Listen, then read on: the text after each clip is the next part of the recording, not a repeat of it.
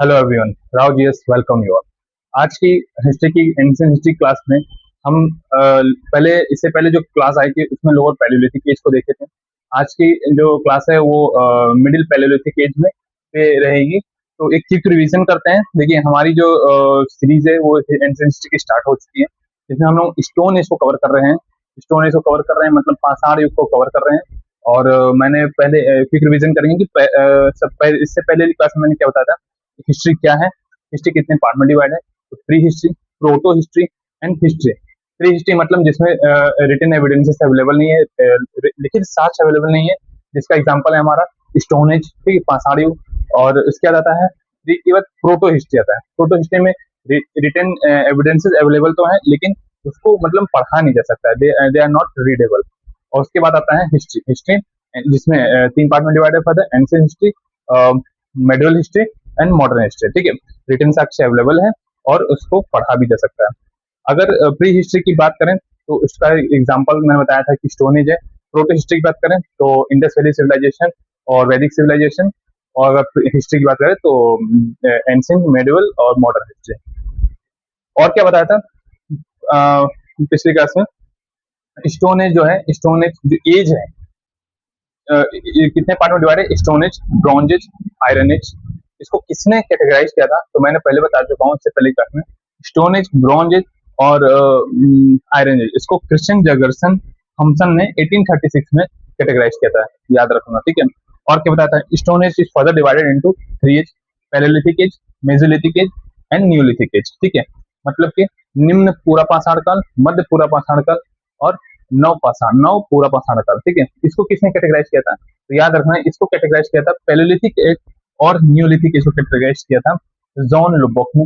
John Lubbock ने 1863 में, याद रखना 1863 में जॉन लुबॉक ने कैटेगराइज किया था। और जो मेसोलिथिक एज था उसको कैटेगराइज किया था सी एल कार्लाइन 1867 में, याद रखना, बताया था मैंने आपको। और क्या बताया था, जो पैलेयोलिथिक एज इसको फर्दर डिवाइड किया है, तो फर्दर इसका डिवीजन है lower palaeolithic age, middle palaeolithic age and upper palaeolithic age. उसको किसने कैटेगराइज किया था, इसको कैटेगराइज किया था एडवर्ड लॉर्टेग ने। एडवर्ड लॉर्टेग जो कि फ्रेंच आर्कोलॉजिस्ट है, उन्होंने किया था। टाइम पीरियड बता ही दिया था आप लोगों को, लोअर पैलेयोलिथिक स्टार्ट कर चुके थे हम लोग। लोअर पैलेयोलिथिक में बताया था कि कॉर्डेट स्टोन के बने जो औजार हैं, जो टूल्स है, वो यूज करते थे मानव। हैंडेक्स कल्चर, चॉपर, फ्लैक्स टूल्स, इन सबको उस समय के लोग यूज करते थे। ठीक है, इंपॉर्टेंट साइट बता दिया था, डीडवाना राजस्थान, अमरपुर राजस्थान, हथनोरा मध्य प्रदेश, जहाँ से होमर फॉसिल एविडेंसेस मिला है, जिसका एक्सकवेशन किया था अरुण सोनाकिया ने, अरुण सोनाकिया 1982 में। वर्टिकल एक्सकवेशन मिला है बिहार से, ये भी बताया था आपको। पल्लवरम तमिलनाडु से आपको जो है जो सबसे पहला जो लोअर पैलेयोलिथिक एज का जो टूल्स है, एविडेंसेस है, वो मिला है, जिसको एक्सकेवेट किया था रॉबर्ट ब्रूस फूट ने। और रॉबर्ट ब्रूस फूट के बारे में बताया था कि he was the father of pre history. और इन्होंने जो एक्सकवेशन किया था वो 1863 में किया था। और एक ये जो आप कहते हैं जियोलॉजिस्ट है, आर्कियोलॉजिस्ट नहीं थे, ये भी मैं बताया था। तो लोअर पैलेयोलिथिक एज हमने पिछली क्लास में किया था, उसका थोड़ा सा रह गया था, हैंडेक्स कल्चर का बताना था। हैंडेक्स कल्चर की जो इंपॉर्टेंस है, देखो डीडवाना जो राजस्थान वाला है मोस्ट इंपॉर्टेंट है, इससे स्पेलिंग में भी पूछा है। तो मैच द फॉलोइंग करके आ जाता है कि ये साइट्स दे देगा और उनकी लोकेशन दे देगा कि कौन सा लोकेशन है, कौन सा सिटी है, कौन सा स्टेट है। तो उसको याद रखना, डीडवाना जैसे राजस्थान होगा, बहुत इंपॉर्टेंट साइट है, पीसीएस में पूछा है डीडवाना राजस्थान का। ठीक है, हैंडेक्स कल्चर की बात करें तो हैंडेक्स कल्चर को मद्रासी कल्चर भी बोलते हैं। मद्रासी कल्चर याद रखना, ठीक, मद्रासी सभ्यता बोलते हैं। हैंडेक्स कल्चर में देखेंगे, नोट करेंगे, हैंडेक्स कल्चर में जो इंपॉर्टेंट साइट्स हैं, आंध्र प्रदेश, नोट करेंगे, आंध्र प्रदेश, गिद्दलूर, कर्नूल, नागार्जुन कोंडा, कृष्णा वैली और करीमपुर, ये साइट्स इंपॉर्टेंट है। कर्नाटक में देखेंगे अनंगवाड़ी, इसमपुर, अनंगवाड़ी, इसमपुर, नोट करेंगे। तमिलनाडु में अतीरपक्कम, पल्लवरम, गुडियम केव, अतीरपक्कम, पल्लवरम, गुडियम केव, ये हमारे तमिलनाडु की साइट है। और देखेंगे, ये साइट्स, हमेशा साइट्स को याद रखना, कुछ नहीं दिमाग लगाना है, इनको लर्न करना है कि कौन सी साइट्स किस एज की है, लोअर पैलेयोलिथिक है कि मेसोलिथिक एज है। ठीक है, उनकी लोकेशन क्या, बस इतना याद रखना है आपको। अब आ जाते हैं हम मिडिल पैलेयोलिथिक एज, हमारा जो है मध्य पूरा पाषाण काल, जो आज का टॉपिक है, उसको देखते हैं। ठीक है, तो मध्य पूरा पाषाण काल से क्या मतलब है, लोअर पैलेयोलिथिक एज के बाद आता है मध्य पूरा पाषाण काल। ठीक है, मिडिल पैलेयोलिथिक एज, इसमें क्या था कि लोअर पैलेलिथिक एज के बाद धीरे धीरे ग्रेजुअल चेंजेस आने लगे, इन्वायरमेंटल चेंजेस आने लगे, ठीक है। प्राकृतिक चीजें चेंज होने लगी थी, धीरे धीरे इन्वायरमेंटल चेंजेस हुआ। उसके बाद क्या हुआ, इन्वायरमेंटल चेंज से क्या हुआ, जो हमारा मानव था उसका जो है सामाजिक जीवन में भी चेंजेस आने लगे, सोशल लाइफ चेंज होने लगी।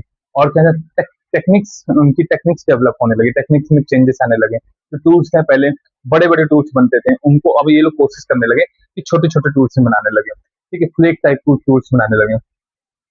तो टूल्स की अगर बात करें तो मध्य पूर्व पाषाण काल में जो टूल्स है वो फ्लेक टाइप थे, नोट कर लीजिए, फ्लेक टाइप थे। फ्लेक टाइप टूल्स थे, फ्लेक टूल्स थे। पूछता है फ्लेक टूल्स किस काल में मतलब यूज करते थे, तो मिडिल पैलेलिथिक एज में फ्लेक टाइप टूल्स का यूज होता था। स्टोन की बात करें, पत्थर की बात करें, तो इसमें पहले बताया था क्वार्जाइट मेड था लोअर पैलेलिथिक एज में। और मेसोपैलेथिक मिडिल पैलेलिथिक एज में कौन से टूल्स यूज होते थे, स्टोन कौन से यूज होते थे, तो नोट करेंगे, flint, flint, FLINT, flint, quartzite, jasper जो कि कलरफुल पत्थर था, jasper, jasper, Charles Sydney, Charles Sydney, note कर लीजिए, फ्लिंट, क्वार्जाइट, जैस्पर और चार्ल्स सिडनी। ये टू स्टोन्स हैं, तो पत्थर थे जो मिडिल पैलेलिथिक एज की जो ह्यूमन था, मानव था, वो यूज करता था। लाइफ सब्सिस्टेंस की बात करें, लाइफ सब्सिस्टेंस की बात करें, फूड कैसे कहाँ से मिलता था हमको, स्टिल अभी भी वो जो है हंटिंग और गैदरिंग पे ही डिपेंड थे, मतलब कि शिकार करो और भोजन भोजन पाओ, ठीक है। हंटिंग एंड गैदरिंग जो कि लोअर पैलेलिथिक एज में भी हंटिंग एंड गैदरिंग है, ठीक है। एक चीज नोट करेंगे, जो अभी जो किसान जो खेती है वो अभी भी डेवलप नहीं हुई है, ये दिमाग में रखना कि लोअर पैलेलिथिक एज हम पढ़ चुके हैं, उसमें भी खेती डेवलप नहीं थी, हंटिंग एंड गैदरिंग था। मिडिल पैलेलिथिक एज में भी हंटिंग और गैदरिंग ही है, फार्मिंग अभी अवेलेबल नहीं है, ठीक है। शेल्टर की बात करें, कहाँ रहते थे तो पहाड़ों में रहते, पहाड़ों में गुफाओं में रहते थे और पेड़ के नीचे रहते थे, ठीक है। Caves and rocks, nomadic life का घुमक्कड़ जीवन था, घुमंतु जीवन था, एक जगह नहीं रुकते थे, घूमते रहते थे। टूल्स की बात करें, कौन से औजार यूज होते थे, तो फ्लेक टूल्स बता ही दिया, काटने के लिए फ्लेक टूल्स का यूज करते थे। स्क्रैपर, जानवरों के जो मांस होते थे उसको छीलने के लिए, जानवरों के मांस को छीलने के लिए स्क्रैपर का यूज होता था। पॉइंटेड टूल्स यूज होते थे हंटिंग के लिए, देखो अब टेक्निक्स डेवलप हो रही है, अब पॉइंट वाले जो पॉइंटेड है ना, पॉइंट वाले जो टूल्स है वो औजार वो यूज होने लगे थे। अब उनको ये समझ में आने लगा था कि पॉइंट पॉइंट टाइप का भी कोई टूल्स होता है, पहले नहीं था लोअर पैलेलिथिक में। बोरर का यूज होता था होल्स करने के लिए, होल्स छेद करने के लिए बोरर्स का यूज होता था, जो एक प्रकार का टूल्स है जो कि हमारा लोअर पैलेलिथिक एज में नहीं था, लेकिन मिडिल पैलेलिथिक एज आते थे, टेक्निक्स का डेवलपमेंट होने लगा, इन्वायरमेंटल चेंज होने लगा, धीरे धीरे ये सब चीजें मानव के दिमाग में आने लगी कि ऐसा भी कुछ होता है कि होल्स किया जाए, उनको जो भी जरूरत पड़ी होगी, ठीक है। बोरर्स का यूज होने लगा था, याद रखना, स्क्रैपर और बोरर मिडिल पैलेलिथिक एज के टूल्स है। सोशल लाइफ की बात करें तो अब ये लोग स्मॉल स्मॉल ग्रुप्स बनाने लगे थे, पहले क्या था अलग अलग रहते थे, स्मॉल स्मॉल ग्रुप्स बनाने लगे थे। अगर पूछें कि स्मॉल स्मॉल ग्रुप्स का जो है जो स्टार्टिंग था कौन से पीरियड से स्टार्ट हुआ, तो वो था मिडिल पैलेलिथिक एज में, मिडिल पैलेलिथिक एज में स्टार्ट हो चुका था। Division of work very important है, 100% लगा लो इसको। डिवीजन ऑफ वर्क पूछा भी है, डिवीजन ऑफ वर्क का स्टार्टिंग कहाँ से हुआ है, तो मिडिल पैलेलिथिक एज में आते थे डिवीजन ऑफ वर्क, मतलब कि जो कार्य का जो विभाजन है वो हमें देखने को मिलता है मिडिल पैलेलिथिक में, मध्य पूर्व पाषाण काल में। मध्य पूर्व पाषाण काल में डिवीजन ऑफ वर्क का मतलब है कि जो औरतें थी और जो पुरुष थे उनका काम डिवाइड हो गया था, उन्होंने काम अपना काम डिवाइड कर लिया था कि जो आदमी होगा, जो मैन होगा वो हंटिंग करेगा, और जो वुमेन होगा, जो उसके बच्चे होंगे, वो क्या करेंगे, जो हंटिंग किए होंगे उसको गैदर करेंगे, उसको इकट्ठा करेंगे, ठीक है। वुमेन एंड चिल्ड्रन का काम था गैदरिंग और मैन का हंटिंग। याद रखना लोअर पैलेलिथिक एज में ये चीज, डिवीजन ऑफ वर्क अभी स्टार्ट नहीं हुआ था। साइट्स की बात करें, स्थल की बात करें तो इंपॉर्टेंट है, नोट करेंगे, चिड़की निवासा महाराष्ट्र, चिड़की एंड निवासा महाराष्ट्र, सबसे ज्यादा टूल्स यहीं से मिले हैं निवासा से, याद रखना महाराष्ट्र से।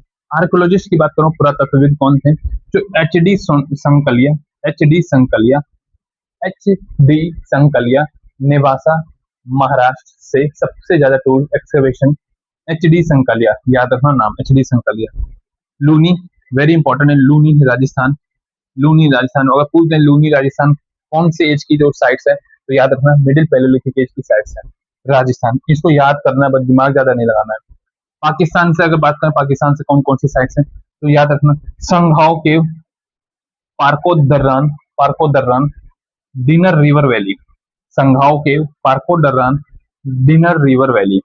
महाराष्ट्र में एक और है, Mula and Mutha river valley, Mula and Mutha river valley, Maharashtra से Mula and Mutha river valley, और चिड़की एंड नेवासा।